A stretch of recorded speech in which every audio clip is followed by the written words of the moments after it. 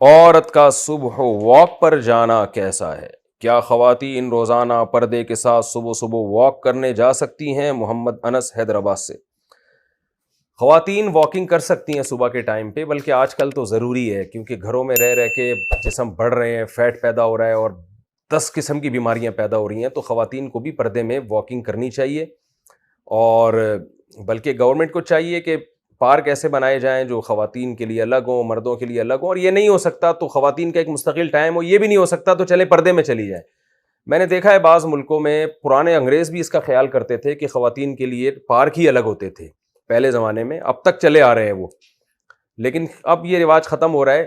تو اب خیر ہم گورنمنٹ سے یہ تو نہیں کہتے کہ پہلے ہی پارک ہمارے ملک میں بہت ہی محدود ہیں، اس میں اگر کچھ خواتین کے لیے کر دیں کچھ مردوں کے لیے تو اور محدود ہو جائیں گے، لیکن اتنا ضرور ہے کہ خواتین پردے میں جائیں اور واکنگ کریں، ٹاکنگ نہ کریں۔ ہوتا یہ ہے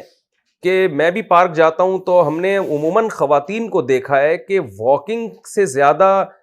میں ان خواتین کی بات کر رہا ہوں جو میرا یہ مسائل کا سیشن نہیں سن رہی، یہ ذہن میں رکھیں، وہ واکنگ سے زیادہ ٹاکنگ پہ زور لگا رہی ہوتی ہے۔ ایسی واکنگ کا کوئی فائدہ نہیں ہے، کیونکہ جب آپ واک کرتے ہیں نا، آپ کو بہت اسپیڈ کے ساتھ واک کرنی پڑتی ہے اور کافی دیر تک کرنی پڑتی ہے، اور بار بار، یعنی صبح کے وقت میں آپ سانس اپنے لنگس میں لے کے جائیں اچھی طرح سے، پھر باہر نکالیں، اس سے فائدہ ہوتا ہے۔ گپ شپ لگاتے ہوئے انسان تیز رفتاری سے چل نہیں سکتا، اس کا دماغ پھر مختلف مسائل کی طرف جاتا ہے، جو واک کا بنیادی مقصد ہے وہ ٹاک کے ساتھ حاصل نہیں ہو سکتا۔ تو اس لیے واکنگ کرنی چاہیے، لیکن واکنگ ہو وہ، اس میں گپ شپ اور یہ سب چیزیں، اس کا پہلو ذرا کم کر دینا چاہیے۔ آپ بلکہ مرد بھی کر رہے ہیں آج کل، میں مردوں کو بھی دیکھتا ہوں کہ وہ بھی گپ شپ لگا رہے ہوتے ہیں واکنگ کے دوران۔